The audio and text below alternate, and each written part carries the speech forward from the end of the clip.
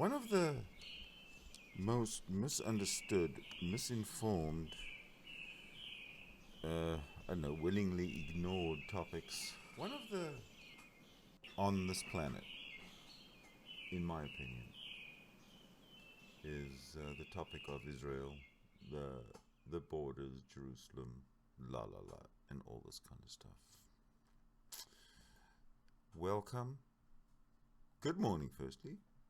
It's the 1st of February, approaching 5 a.m. in my time zone here on the west coast of Canada. This is not going to be a long one, I don't think. But what I do want to do is introduce a topic that I find, again, very interesting. Like I said before, the topic is Israel. Israel doesn't seem to have much of a good propaganda arm. There's a lot of misinformation, like I said. There's a lot of willful ignorance, like I said, and it's not something that it's something that I need to speak out on. However, I'm not that good on speaking out and stuff, as you obviously know, but I have my moments, I think, few and far between, perhaps. What I want to present, though, is the Jerusalem Center's point of view. I find the Jerusalem Center to be objective and factual. I hope you find them to be the same, because that's what I'm presenting for all of us today. So let's just get into it. Essentially, it's a playlist of very short factual videos. I do want to follow it up, if possible. If anyone's interested, I'll follow the outside chat. I don't expect anyone to be watching this live, but do leave comments if you'd like to follow it up with a hangout debate. All right, so let's do it. Jerusalem, a historical journey through archaeology and art. Jerusalem, a mosaic of different peoples, faiths, and nationalities.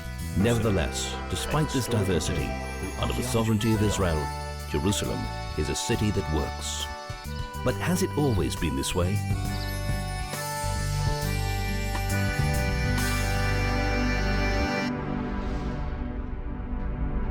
The first historical mention of Jerusalem is in the Bible, in the era of the patriarchs. King David declares Jerusalem as Israel's capital, known from that point on also as Zion. His son King Solomon builds the first temple.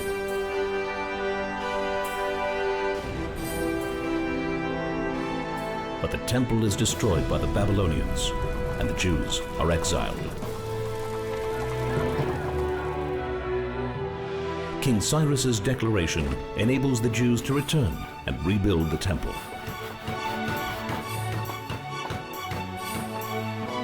Alexander the Great's conquests include Jerusalem.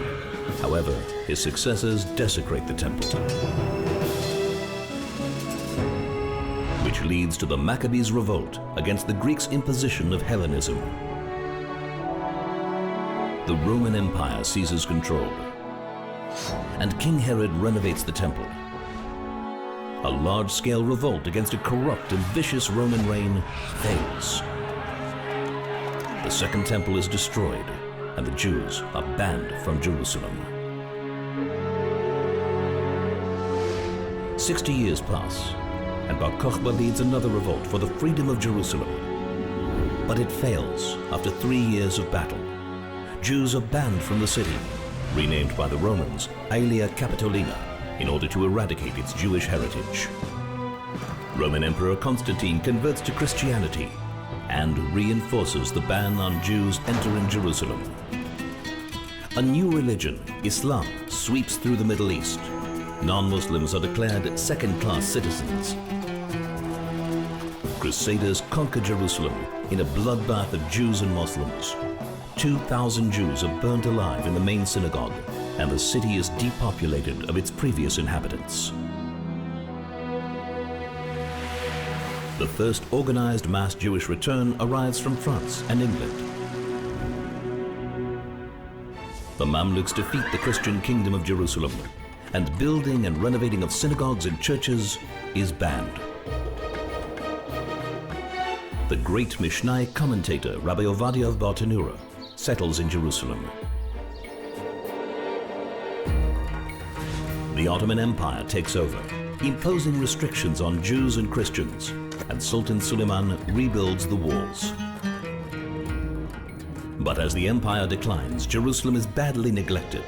Still, the Jewish people stream back, build new neighborhoods, and re-establish their majority by 1863. World War I breaks out. The Ottoman Empire collapses and makes room for a new Middle East. The British Foreign Secretary, Arthur James Balfour, declares the establishment of a national home for the Jewish people. Britain receives a mandate to create a Jewish homeland, but forbids Jews from blowing the shofar or reading holy scrolls at the Western Wall. Thousands of Muslims are incited to unleash an attack against Jews in Jerusalem and Hebron. 86 Jews are brutally murdered, hundreds are wounded.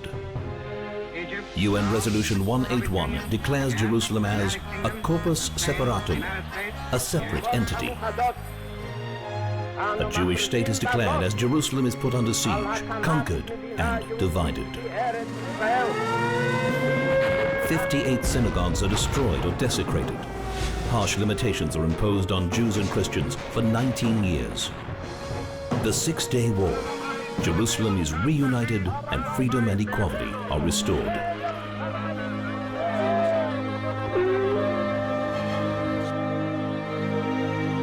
Throughout history, only Israel has protected the freedom of all peoples and faiths in Jerusalem.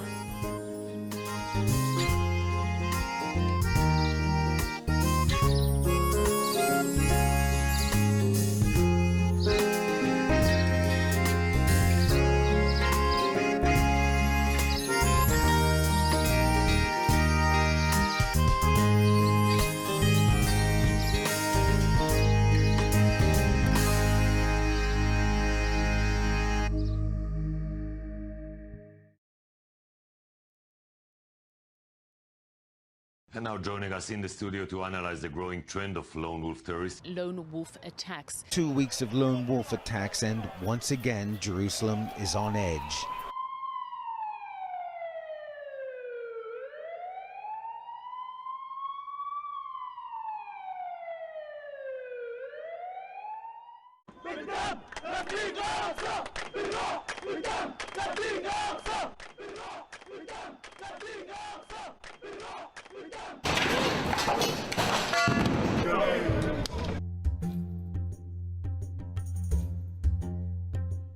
حيي كل ذرة دم أريقت في سبيل القدس، فهي دماء نظيفة، دماء نقية، دماء في سبيل الله إن شاء الله، وكل شهيد سيكون في الجنة وكل جريح سيكتب له الله الثواب. So actually, by building the infrastructure, the consciousness infrastructure, it makes it possible for the Palestinians to activate a terror campaign and make it look as if it was unplanned. It's a plan to be unplanned. Ongoing incitement, the basic incitement that tells the Palestinians that there's no Jewish people, that Jews have no rights here, that the Jews are terrible creatures, that any kind of struggle is legitimate, and the purpose of the Palestinians is to struggle. This is their core identity.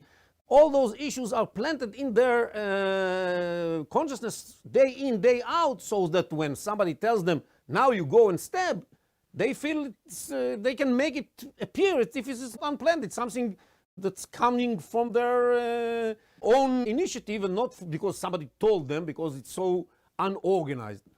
These are not lone wolves. These are wolves that are activated in remote control after putting in them the consciousness that enables the leaders to do that.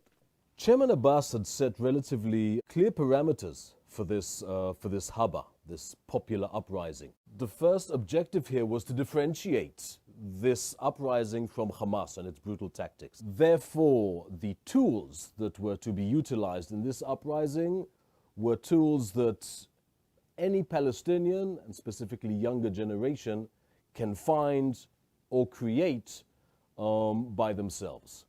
So we're talking about rock throwings, we're talking about Molotov cocktails, we're talking about vehicular manslaughter, ramming into bus stations, and eventually the knife.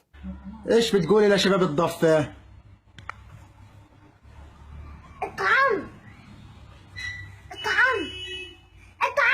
When a young kid takes a knife out of frustration and slaughters somebody, there's less international outrage about that. But in the Arab world, especially with ISIS, the symbolism of the knife is very heavy. It's one thing to shoot and blow up somebody, that's terror. But the symbolism of slaughter with a knife is supposed to send waves of terror throughout the whole population here.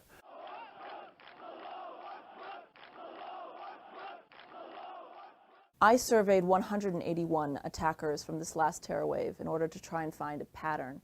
One of the main findings was the similarity in ages. 62% of the attackers were below the age of 24, some as young as 12 years old. الأطفال عندنا محرومين من كل من أي شيء في الحياة يسمى ترفيه للطفل. الطفل عندنا للأسف الترفيه له هو سلاح. Another pattern that emerged was where the attackers were from. 56% of the attackers were from the Hebron and Jerusalem area. The significance of these areas are twofold. One, they have easy access to Jews. And the second is they have shared holy sites. Many people ascribe motivations to these attackers without actually looking at what the attackers themselves are saying.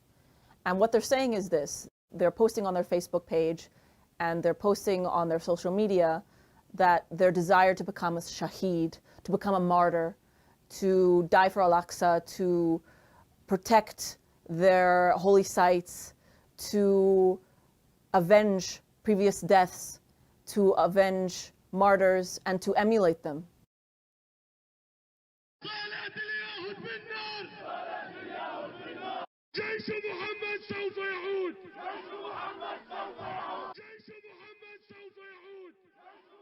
Young people discovered it paid to be a terrorist. They knew that if they attacked, they would be glorified among their friends. They would receive stipends from the Palestinian Authority or from Hamas or even from Iran. If they were jailed, they would get stipends for life. وإن شاء الله يا ربي كل أولادي يبقوا على درب محمد والحمد لله بنعرف بس أنا ما بكيتش أعرف وزعلانة ليش ما أخذنيش معاه. لازم محمد أخذني أستشهد معاه وإحنا مش متندمين والحمد لله فخورين وبدي أحليكي بشهادة محمد. The society was honoring, was glorifying acts of terror. Now we saw after about 6 months that Abu Mazen has decided to put down the flames and actually stop it.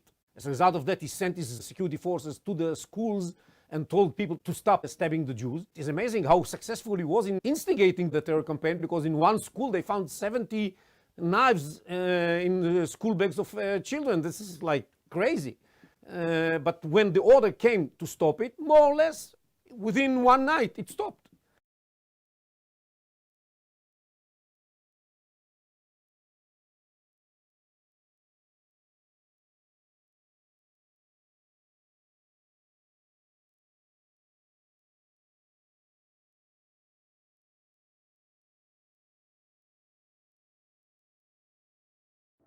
The Middle East is imploding.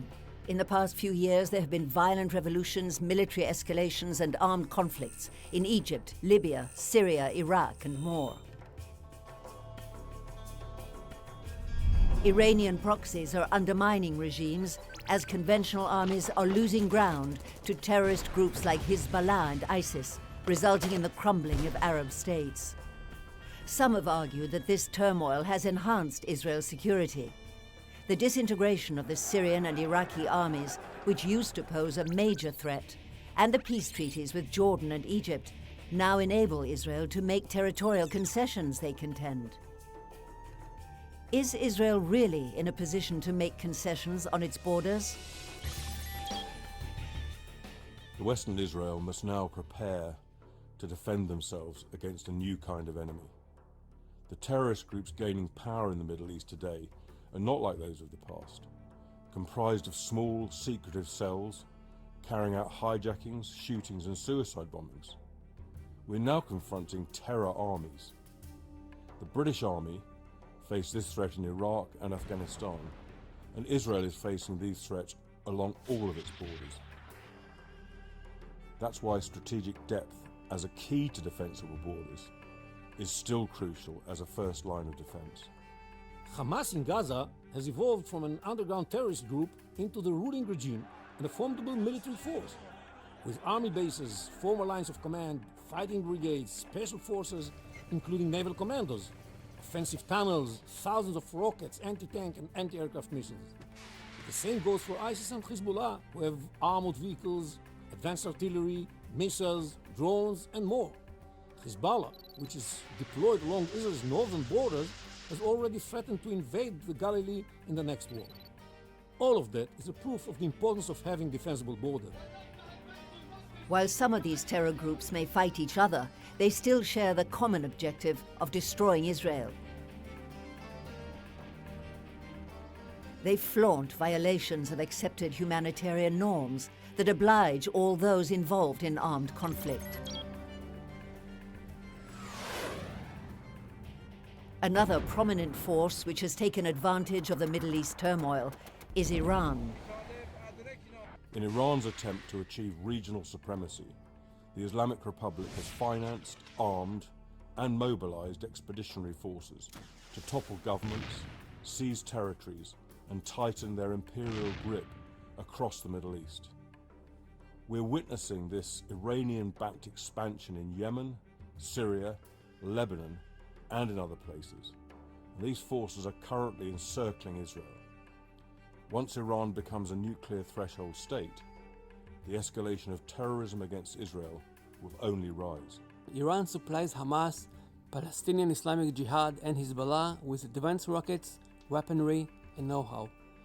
Once it becomes a nuclear threshold state, Tehran will be able to back Hezbollah and other Shiite militias with a complete impunity, as countries would hesitate to retaliate in fear such actions may escalate into nuclear war.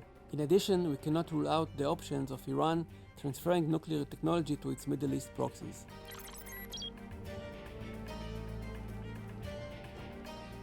Since 1967, the Jordan Valley has served as a formidable geographic barrier, protecting Israel's narrow 40-mile waistline from the east. These steep slopes, which are controlled by Israel, create a 4,000-foot-high geographic barrier which is difficult to penetrate. This ridge that we see here is a topographical obstacle between the Jordan Valley and the main center of Israel. And as you can see, it's very hard to cross it with a big orbit or big formation of tanks, etc.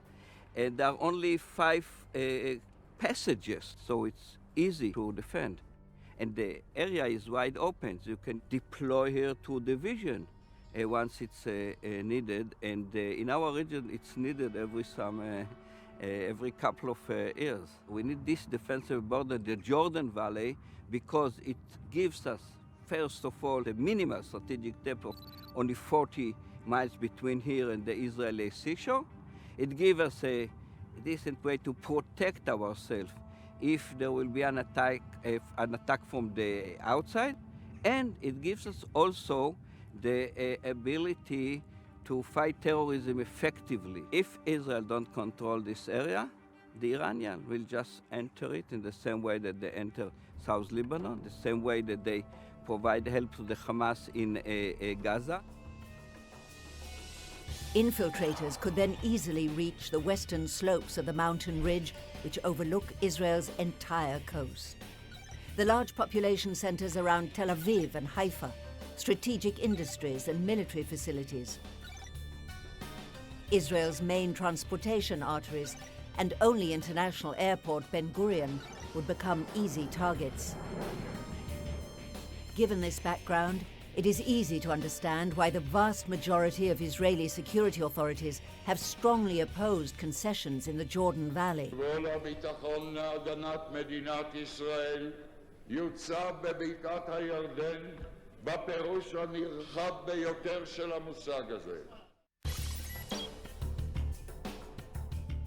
Moving up north along the Jordan Valley, we reach Mount Hermon and the Golan Heights, from which Israel can watch the Syrian civil war unfold.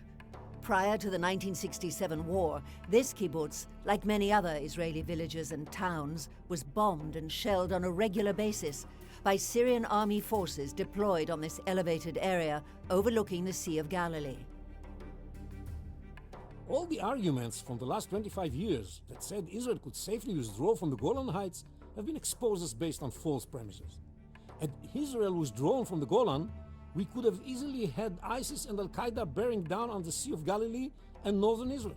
Iran is also making gains on the Syrian border in the Golan in order to turn it into a base for attacks against Israel as part of its national security doctrine that sees value in engaging Israel in constant conflict. Senior Iranian and Hezbollah officers were recently targeted, allegedly, by Israel as they made their plans on the Syrian border. Therefore, retaining the Golan Heights is clearly a vital Israeli security interest. Even in the day of phenomenal technology, and even any foreseeable technology, does not remove the need to have borders that are defined and that can be defended. Did anyone predict the Arab Spring? And once it started, did anyone predict it would turn into an exploding chaos? Israel cannot plan its security around a snapshot of the current Middle Eastern political situation. We must ask, what will the region look like tomorrow or a decade from now? We don't know. That's why Israel must assume that its need for defensible borders will always be relevant. In an unpredictable and constantly shifting Middle East, one factor remains constant.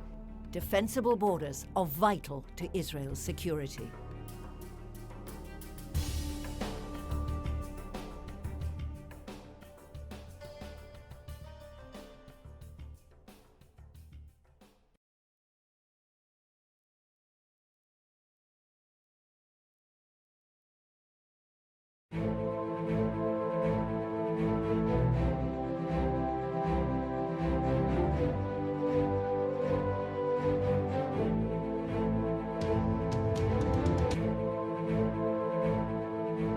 Every state has the right of self-defense and to secure borders to protect itself from hostile invasions and terror. Israel is a small state surrounded by Arab countries 650 times its size, some of which are large bases of global terror. Only 44 miles separate between the Jordan Valley and the Mediterranean Sea. After the Six-Day War in 1967, when Israel was attacked by 4 armies on 3 fronts, United Nations Security Council Resolution 242 stated that Israel was entitled to new defensible borders to replace the previous fragile lines from which it was attacked. What are Israel's defensible borders? What are its essential security needs? The Jordan Rift Valley, Israel's eastern frontier, forms a natural barrier between Israel and the countries of Jordan, Iraq, and Iran. The Jordan Valley rises from an area that is 1,200 feet below sea level to a hilly ridge of up to 3,000 feet, creating a steep 4,200-foot virtual wall opposite any force attacking from the east. The growing threat of global jihad activity near Israel's borders requires it to prevent infiltrations of terrorists and weapons. When Israel left the Philadelphia corridor in Gaza, it became a highway for the infiltration of terrorists and the flow of hundreds of tons of ammunition and weaponry from all over the Arab world, aimed at Israeli civilians. The Jordan Valley is the equivalent of Gaza's Philadelphia corridor in the West Bank. To defend itself, Israel must retain control over the Jordan Valley.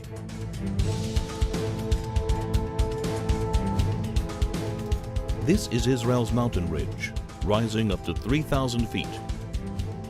It dominates Israel's major coastal cities, where more than 70% of its population, 80% of its industry, and all of its airfields and seaports are located. Missiles launched from the Judean hills pose an immediate threat to Jerusalem, Israel's capital. Israel's only international airport, Ben Gurion, would be in the range of even primitive rockets, while all planes taking off and landing would be threatened by shoulder-launched anti-aircraft missiles. More advanced weaponry would be able to hit virtually any point in Israel. If Israel were forced back to the 1949 armistice lines, the Green Line, the country's width would be reduced to a narrow 9-mile waistline that would be impossible to defend.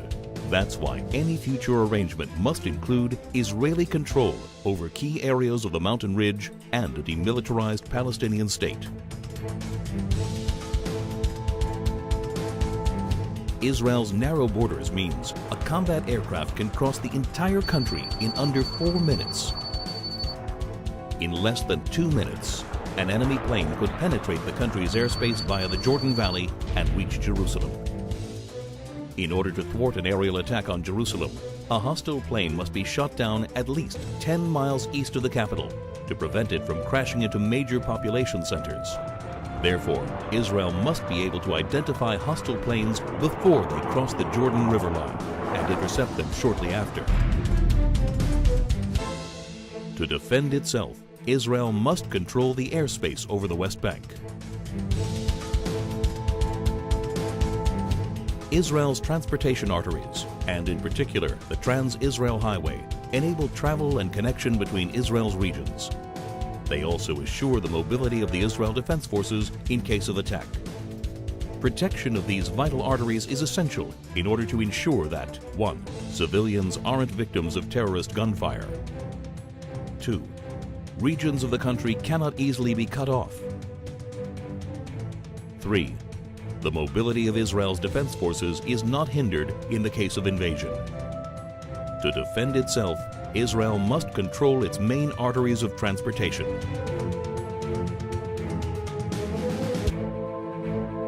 There is enormous uncertainty about future trends in the Middle East. Iran is determined to become the supreme power as the U.S. withdraws from Iraq. No one can guarantee the future of many of the current regimes in the region. Today, more than ever, it is crucial to ensure defensible borders for Israel.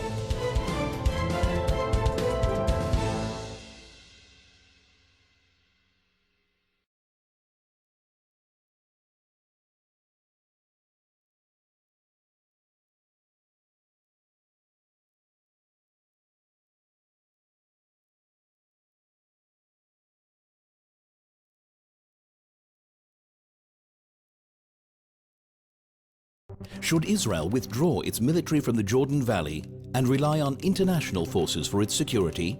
Some politicians and diplomats around the world say yes. But 70% of Israelis say no. Who's right? Egypt.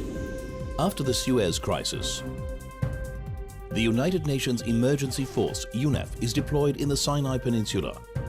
Its mission: securing the cessation of hostilities, ensuring freedom of navigation in the Strait of Tiran, and serving as a buffer between Israel and Egypt. However, in May 1967, Egypt masses its army on Israel's border and closes the Strait of Tiran. UNEF retreats. The stage is set for the outbreak of the Six-Day War. Lebanon, 1978. After repeated armed attacks against Israel by terrorist organizations operating from southern Lebanon and Israeli defensive actions, the United Nations Interim Force in Lebanon, UNIFIL, is established. Its mission: restoring peace and security and the effective authority of the Lebanese government. However, UNIFIL fails to stop the flow of hostile forces from entering southern Lebanon and fails to stop the terrorist attacks against Israel. Two wars ensue in 1982 and 2006. In 2000, UNIFIL troops observe Hezbollah's cross-border attack on Israel and the kidnapping of 3 Israeli soldiers, but do nothing to stop the attack. In 1983, Iran orders Hezbollah to attack the multinational force in Beirut. 241 American servicemen and 58 French paratroopers are killed. The multinational force withdraws completely within 6 months. 2006. UNIFIL is upgraded with European troops and weapons in order to implement UN Security Council Resolution 1701. Its mission to stop Hezbollah activity south of the Litani River and help implement a weapons embargo on the organization. However, UNIFIL does nothing to stop the rearmament of Hezbollah. We are at a point now where Hezbollah has far more rockets and missiles than most governments in the world. Gaza, 2005. After Israel pulls out of Gaza, European monitors are stationed on the Gaza-Egypt border. Their mission, to prevent weapons smuggling into Gaza. However, in 2006, as Hamas begins its takeover of Gaza, the Europeans flee their positions. Iranian and Libyan weapons flow into the arsenals of Hamas, Islamic Jihad and Al-Qaeda affiliates and are fired at Israeli population centers. By June 2007, their operations are officially suspended. Syria. The United Nations Disengagement Observer Force, UNDOF, is established in the Golan Heights following the Yom Kippur War. Its mission, to maintain the ceasefire between Israel and Syria. However, in 2013, as the Syrian civil war intensifies, Austria, Croatia, India and the Philippines retreat. The repeated failure of international forces to maintain peace and security goes well beyond the Middle East. Peacekeeping forces from the US and Europe dispatched to Somalia, Bosnia and Rwanda have ultimately retreated when attacked, allowing a bloodbath to follow. Since 1967, the Jordan Rift Valley has served as a formidable geographic barrier protecting Israel and the front line of its defense in the east. The Israeli army has been deployed along its steep slopes, thwarting terrorist infiltration and deterring potential attacks from hostile armies. This critical zone cannot be turned over to international forces that have consistently proven to be ineffective, unreliable, and quick to retreat from conflict zones. Israel's national ethos has always been one of self-reliance, and it has never requested that its allies shed their soldiers' blood for its defense. History leads us to the unmistakable conclusion: Israel must defend itself by itself.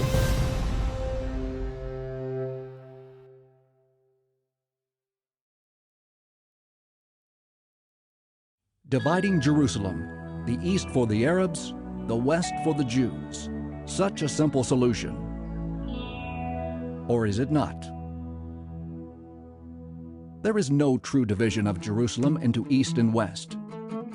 The division imposed by the Jordanian occupation for a brief period of 19 years is no longer possible in a city which has dramatically grown and changed over the last few decades. 270,000 Arabs and 200,000 Jews live in the mosaic of neighborhoods called East Jerusalem. Arab and Jewish neighborhoods are often intermingled, and the spillover of residents is a widespread phenomenon. More prevalent still is the fusion of urban infrastructures. Jewish and Arab neighborhoods share water systems, sewage pipelines, electricity networks, and roads which serve as vital arteries of transportation, especially for the tens of thousands of Arabs working in Jewish neighborhoods, and vice versa. Dividing Jerusalem is not technically feasible due to the intermingling of populations, neighborhoods, and vital infrastructures. Today, all citizens of Jerusalem can move freely throughout the city. During the period that Jerusalem was divided and under Jordanian rule, the situation was very different. Residents on the Israeli side of the border were victims of constant sniper fire, and sites holy to the Jews were desecrated and access to them was denied in contravention of international agreements. The security threat created by the division of the city in 1948 resulted in the mass emigration of 25,000 Jews, a quarter of the Jewish population at the time. Recent history shows a similar picture. Holy sites and the surrounding areas, which have come under Palestinian security control following the Oslo Accords, have become dangerous for Jews and Christians to visit. The constant attacks on the Gilo neighborhood from Beit Jala, a Palestinian town 1,000 feet away, demonstrated the genuine threat to human life. Neighborhoods that are only tens of feet away would be exposed to even more effective gunfire. A division of Jerusalem would risk the lives of those living close to the border and infringe on the freedom of religion of Jews and Christians.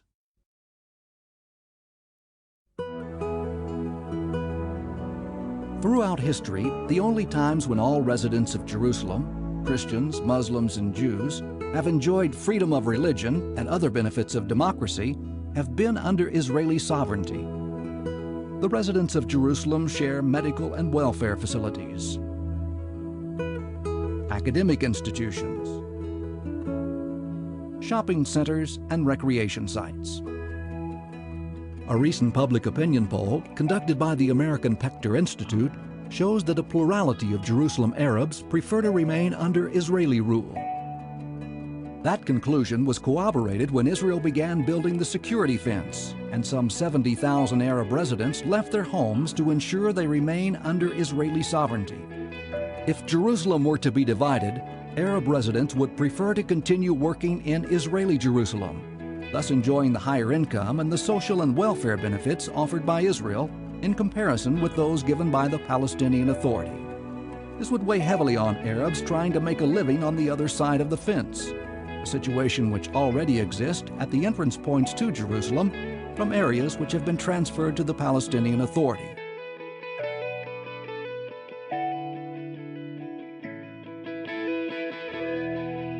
Hundreds of plans for dividing Jerusalem have been suggested. They all failed in the face of reality. A division of Jerusalem is technically impossible. It is dangerous, unnecessary, and objected to by a majority of the city's residents, Arabs and Jews.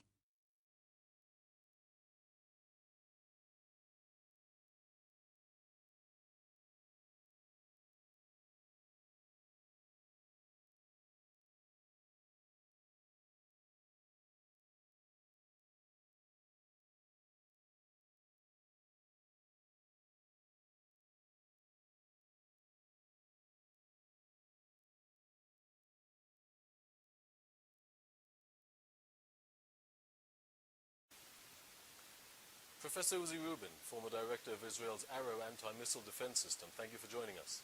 Could you please describe the rocket threat Israel currently faces on both its southern and northern borders?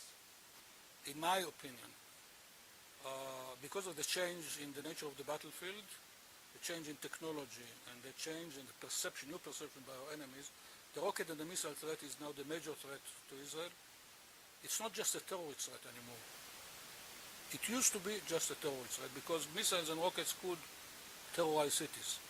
Now, technology is marching ahead, and I'm sorry to say, it grieves me to say that most of the people I talk to are not aware that you can achieve precision with rockets and missiles today. Actually, with rockets, you can have precision. So I think the rocket threat now has three dimensions. First, it can degrade Israel's capability to conduct war.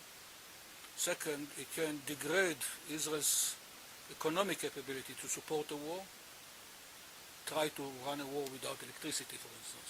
And of course, it's a terror threat. Of all the threats, the rocket and the missile threat, I think, is the major military and existential threat on Israel today. In view of this rocket threat you've just described, what value does holding on to territory have in modern-day battlefield? In the purely tactical sense, if you're talking about mainly the terror threat of short-range rockets, seizing territory and seizing the launching areas of the rockets can, but not necessarily, can diminish but not necessarily seize the attacks, because rockets have longer and longer ranges today. And if you occupy a piece of adjacent territory, the other side can simply move back and fire these longer range rockets at you. So it doesn't ensure the cessation of the attack, but of course it alleviates. I mean, if you take some territory and you manage to prevent some of the rocket firepower to fall on you, those steep trajectory weapons rockets and missiles, really, for them natural barriers don't mean a thing. And if they have the sufficient range, you simply pull back and continue fighting them. How do recent Israeli innovations in the field of anti-missile defense systems, such as the recently deployed Iron Dome and the tank-mounted trophy system, change Israel's strategic reality? Trophy system is a tactical system. It's like adding armor to a tank, but instead of steel plates, you put electronics. It's a good thing. I mean, you increase the survivability of tank, it's a tactical thing. I don't think it's strategic significance, but it's a good development, of course. And that, of course, answers also the question that the Iron Dome is deficient because it cannot defend Gaza envelope communities. Yeah, well, that's for a terror campaign like we had during the last 10 years around Gaza, it's a pertinent question, but not in the context of the next war. In the next war, it's not going to be important. It's going to be important to defend the Kiryat in Tel Aviv. It's going to be important to defend the power stations along the beach, along the seashore. It will be important to defend our 6 or 7 key air bases and military installations. And this is where defense should go first place. We, the technical community, are doing what our duty. Now it's the duty of the politicians and the soldiers to take these capabilities and turn it into defense. Professor Rubin, thank you so much for joining us today.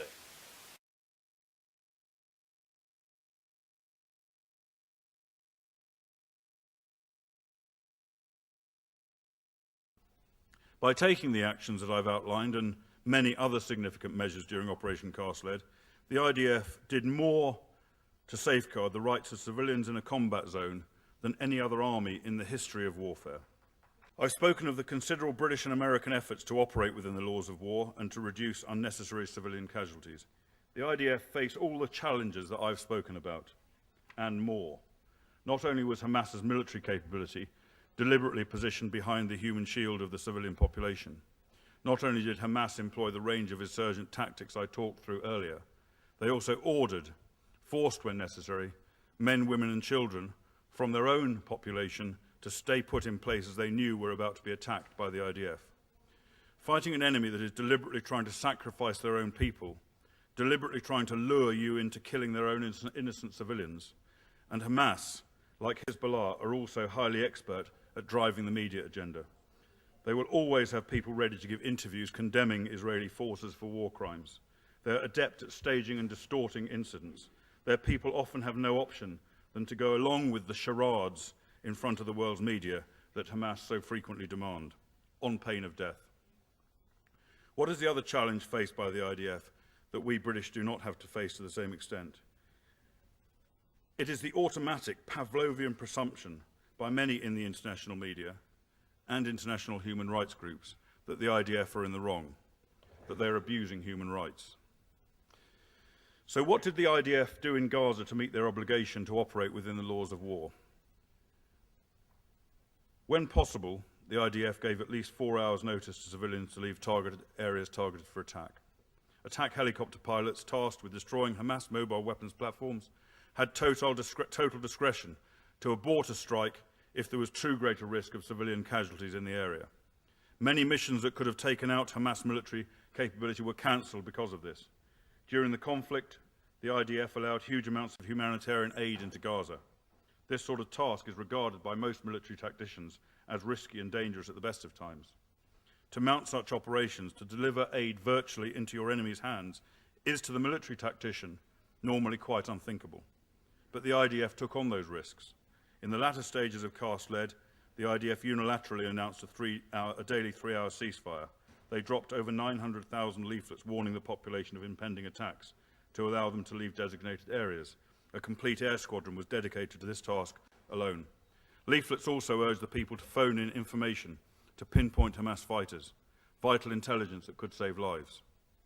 The IDF phoned over 30,000 Palestinian households in Gaza, urging them in Arabic to leave homes where Hamas might have stashed weapons or be preparing to fight. Similar messages were passed in Arabic on Israeli radio broadcasts, warning the civilian population of forthcoming operations. Despite Israel's extraordinary measures, of course innocent civilians were killed and wounded. That was due to the frictions of war that I've spoken about, and even more was an inevitable consequence of Hamas's way of fighting. In my judgment, if Israel were to turn over the old city of Jerusalem to the Palestinian Authority, the outcome would be disastrous for the holy sites, because we have seen across the Middle East, from the Bamiyan Valley in Afghanistan, to the Shiite mosques in Iraq, to Joseph's tomb in Nablus, that radical Islam shows no tolerance for the holy sites of other faiths. Therefore, under Palestinian rule, Jerusalem would be put in very great danger.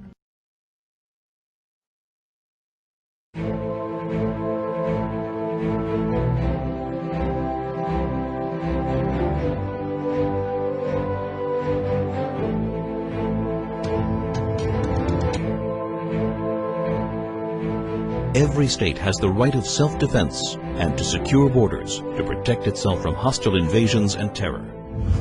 Israel is a small state surrounded by Arab countries 650 times its size, some of which are large bases of global terror.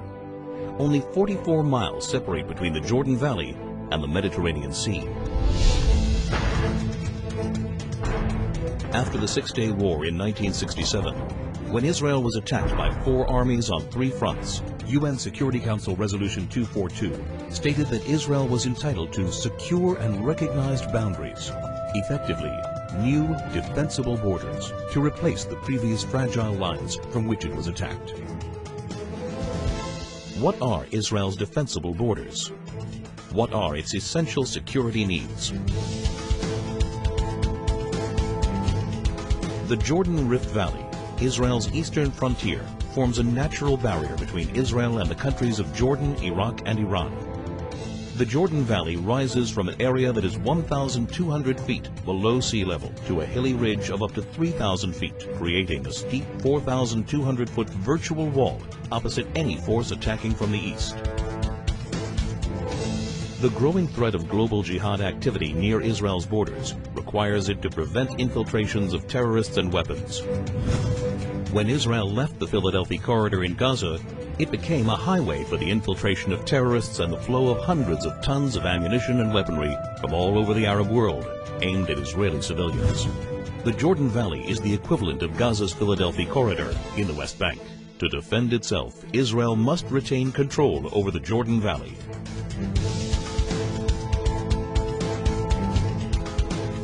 This is Israel's mountain ridge, rising up to 3,000 feet. It dominates Israel's major coastal cities, where more than 70% of its population, 80% of its industry, and all of its airfields and seaports are located. Israel's only international airport, Ben Gurion, would be in the range of even primitive rockets, while all planes taking off and landing would be threatened by shoulder-launched anti-aircraft missiles. More advanced weaponry would be able to hit virtually any point in Israel. If Israel were forced back to the 1949 armistice lines, the Green Line, the country's width would be reduced to a narrow 9-mile waistline that would be impossible to defend. That's why any future arrangement must include Israeli control over key areas of the mountain ridge and Palestinian demilitarization. Israel's narrow borders means a combat aircraft can cross the entire country in under 4 minutes. In less than 2 minutes, an enemy plane could penetrate the country's airspace via the Jordan Valley and reach Jerusalem. In order to thwart an aerial attack on Jerusalem, a hostile plane must be shot down at least 10 miles east of the capital to prevent it from crashing into major population centers. Therefore, Israel must be able to identify hostile planes before they cross the Jordan River line and intercept them shortly after. To defend itself, Israel must control the airspace over the West Bank. There is enormous uncertainty about future trends in the Middle East. Iran is determined to become the supreme power as the U.S. withdraws from Iraq. No one can guarantee the future of many of the current regimes in the region. Today, more than ever, it is crucial to ensure defensible borders for Israel.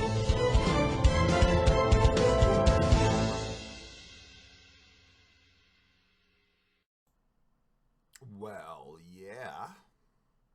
defensible borders for Israel is kind of important, don't you think?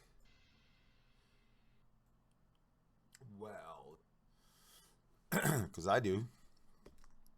Anyway, thank you very much. The Jerusalem Center for Public Affairs, I believe that's what they called. For public affairs. Hey, I look like Santa Claus, and it's not even Christmas. Hold on a minute. Let me just find a different scene, okay? Slide it in. Oh, there we go. All right. So anyway, that essentially is the facts on Israel and Jerusalem to some extent, but certainly on the borders and security, and to a very large extent on the conditions and the quality of life in Israel relative to the surrounding area. The issue of Jerusalem is off the table. Thanks to Julius Caesar. No, thanks to President Donald Trump. Thank you, President Trump. You're a very, very smart man. Genius. Sorry, I overpraise smart people, but you're super smart. But anyway, Jerusalem's off the table. The Judea and Samaria area is very much on the table.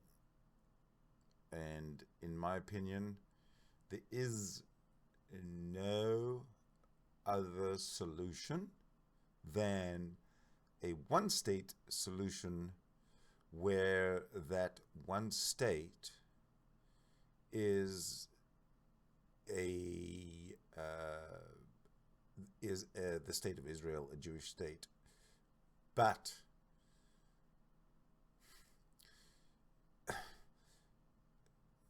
well, to say the state of Israel a Jewish state is kind of not correct, because it's not officially called the Jewish state of Israel. It's called the state of Israel. It's a secular state. It's a constitutional democracy, secular government. But it has its problems in the non-secular parts of its social web somehow, and the way it's represented in government in a oppressive way. It's tough to explain. Well, it's not tough to explain. It's really basically you've got religious oppression based on an improportionate or non-proportionate level of representation in the government, and because Israel is mostly a coalition of minority governments or minority parties or coalition of parties. A lot of the time, the ultra-Orthodox religious parties, especially when it's a right-wing government, have a lot of say, you know, and what they want, of course, are portfolios. And they want concessions from the public or from the citizens, religious concessions. For example, they'll want the portfolio of education. So you can just imagine what a disaster an ultra-religious minister of education has on not only the scientific community, the science community, but on the non-Jewish Israeli community. Disaster. But anyway, let's see if I can get back to what I was talking about. Yes, the religious have the religious stamp on anything in Israel is a disaster. Another thing, for example, they do is the transportation system on Friday afternoon, Friday evening, I guess, until Saturday evening, comes to standstill, stops. So if you don't have a vehicle to drive, or you can't afford a taxi, or you somehow don't have a way to get from one place to another other than public transit, which you normally take, let's say, you go nowhere. You walk, or you stay home, or you just make other plans. Bicycle. I don't know.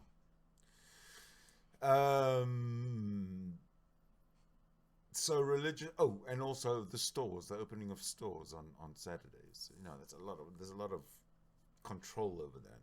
Also on the municipal level, but terrible. But the purpose of the presentation today, and I thought, unless I'm seeing double here or remembering things, having a deja vu moment.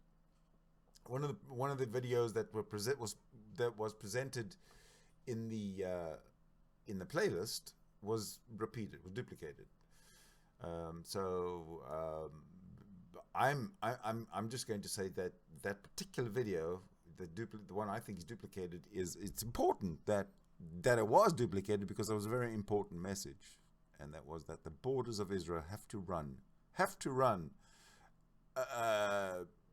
from the Jordan River to the sea, to Mediterranean Sea, and include the Golan Heights, and all of that is off the table. In which case, there's nothing to talk about. We're left with a one-state solution. Anyway, but to get back to what I was saying again, this is kind of these are facts. Those videos presented facts, and I'm prepared to go back and discuss any of those videos, any of the facts, anything you want, in order to get this Israel-Jerusalem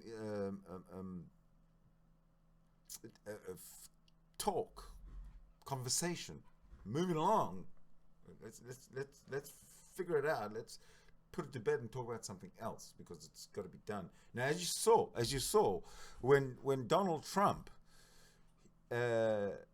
went and recognized Jerusalem, and the leftists and the Democrats and the armchair activists all prophesied, grievous harm to Israel, to the West. The Arabs are gonna just go berserk.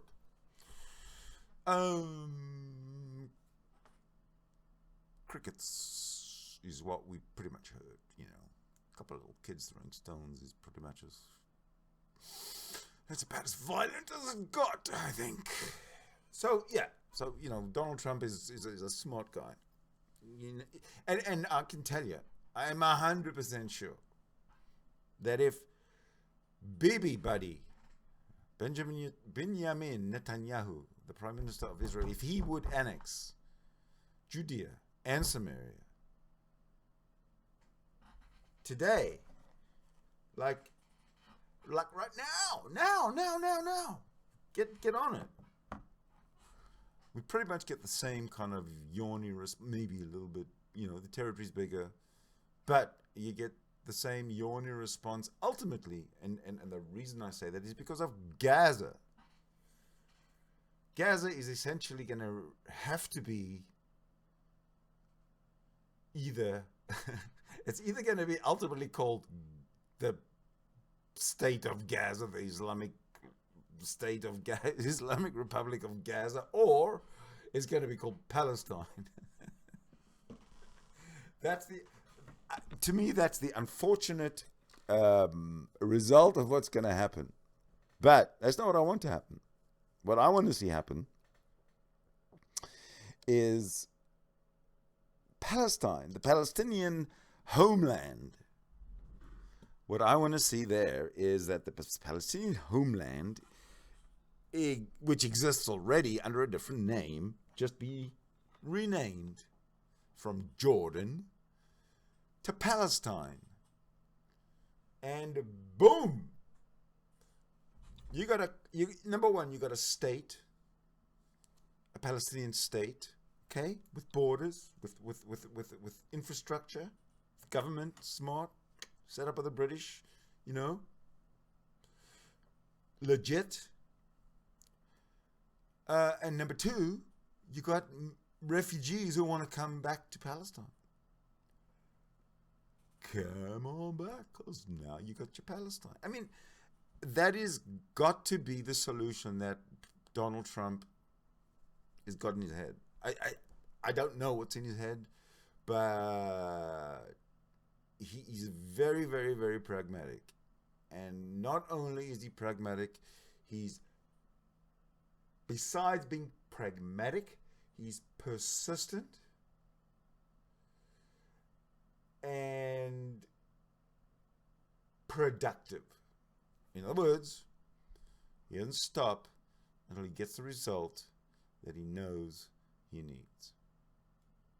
And as President of the United States, he doesn't stop until he gets the result that he knows the United States needs, and he knows that is the results that are in the best interests of the United States. He knows that, and he does that, and he gets it because that's his rep, that's his thing. That's what he's good at, and that's why he's President of the United States.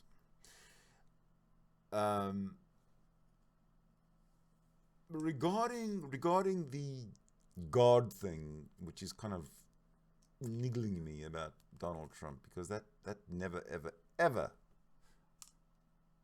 was a Donald Trump. From what I saw during the campaign, during the whole campaign, let me back up a bit. During the campaign, in the beginning anyway, when he was speaking, right? There was no God, there was nothing to do with religion. It was just, what I'm going to do, America's broken, needs to be fixed, this is how we can do it, and this is just an observation on my part, a couple of observations on my part. Firstly, when he campaigned in evangelical territory, in Christian territory, he did try and cram a bit of Christianity or Christian knowledge or something into his spiel, because it's just not him. Another observation I have, and it's not an observation so much, it's a question. I want to know, okay, on Inauguration Day, January the 20th, 2017, just over a year ago. It's 1st of February 2018 right now. Before he got to the point where he was, sworn into office, he left a place, I think it was somewhere.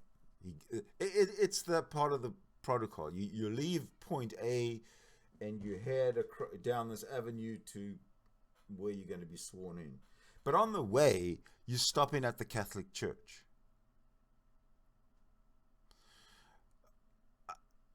It's niggling me. I don't get that. And I want to know what he was told at the Catholic Church. Because, these conspiracy theories on oh God, what are they called? Illuminati or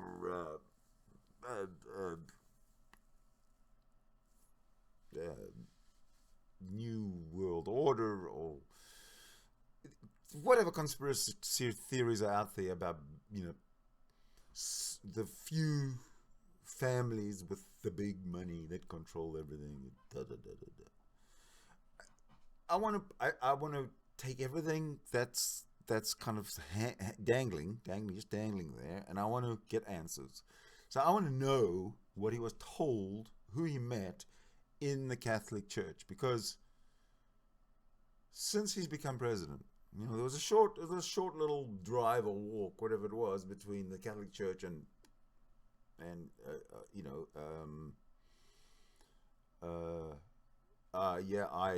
Donald Trump, do hereby swear this, that, and the other, so help me God, whatever.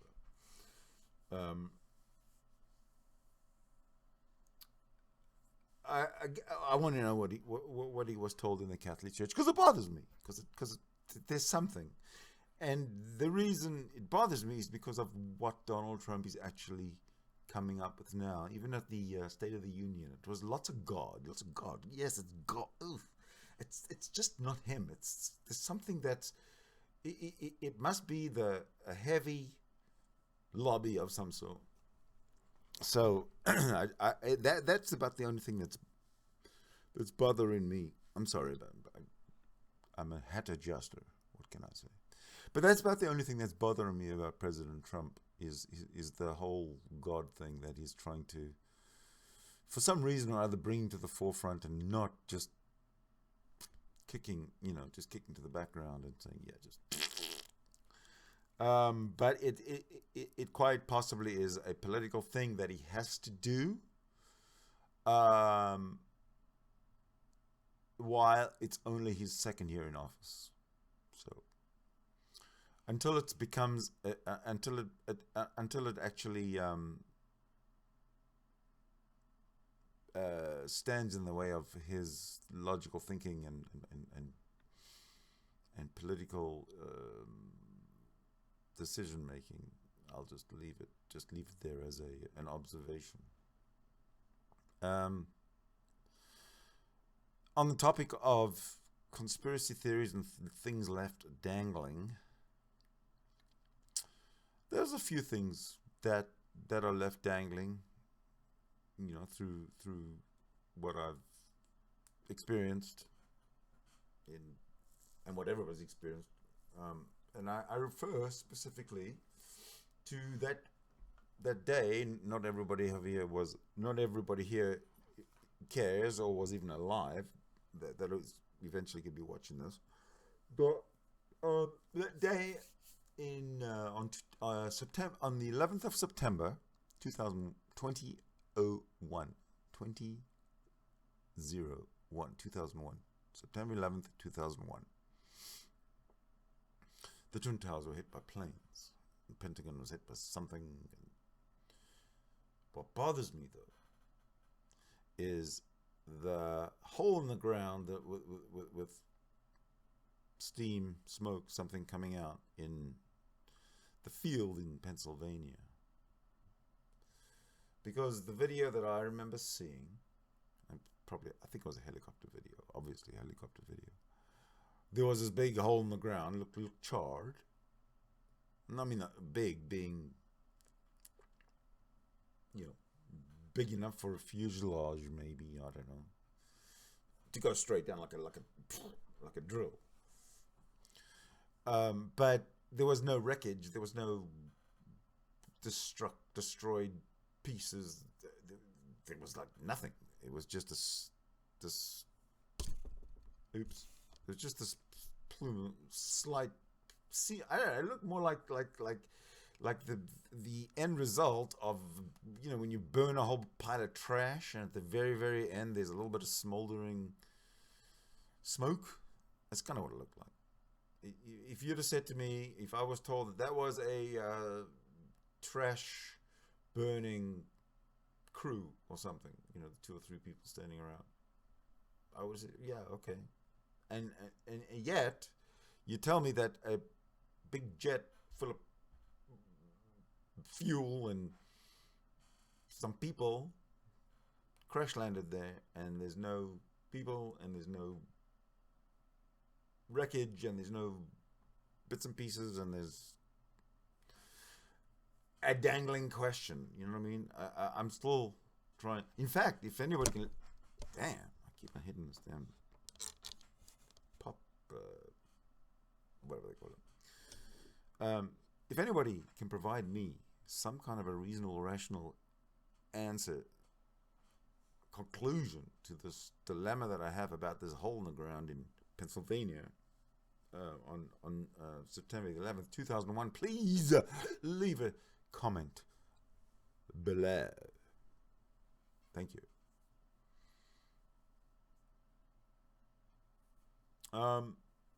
So, to get back to my point again, to get back to the reason for this whole video, was to introduce some facts about Israel, about Jerusalem, about the whole region, about defense, about borders, about the instability of neighbors. You know, like the one guy said, Yossi Cooperwasser, I think it was. He said, "You don't know what's going to be tomorrow in the country to the north, in the country to the east, in the country to the south. You just don't know. You don't know." And it's true. You don't know. With Israel, you know. And the reason you know with Israel is because the IDF, Israel Defense Forces, Israeli Defense Force, is apolitical. The Israeli Defense Force, the generals, the top brass, the decision maker, just like basically like in America, they take their instruction from the politicians. Politicians say, jump, attack, whatever. The IDF goes and does it. That's how it works. Just like in America under Trump. Up until Trump, it didn't matter. The army didn't have a clue. They just wanted to look tough, have a tattoo or two, wave that flag, because they could never win anything and do anything else. So they stomp around arrogantly, very much like people on the fucking hangouts do. Those that, sort of puff out their chest the most and brag and boast and and declare how brilliant they are, and I know this and I know that, and don't tell me, let me tell you. Those type of people. Sorry, I was thinking of someone in particular. You know who you are. To continue this conversation, though, if you want, please let me know in the comments, because there is a hangout available for you to join. If not today, then not today, but right now, this minute, because there's no one else watching. But if you do watch this, if you get this far, we're over an hour into it, but if you get this far and you want to either explain the hole in the ground in Philadelphia on 11th of September 2001, or challenge any of the facts or information that are in the introductory sequence of videos, by all means, hit me up. We'll hang out and discuss it live right here. Okay? So, yeah, that's pretty much my presentation for this segment, I guess. So I'm just going to sort of graciously, can I say graciously? Pretty much. I'm going to bow out on the slide right out of here and say to you, thank you for watching if you got this far, and this is a conversation that definitely needs to be continued, is going to be continued, must be continued, and if at all possible, why not continue it right here on the Sydney Winston channel. Thank you for watching. Please subscribe, please share.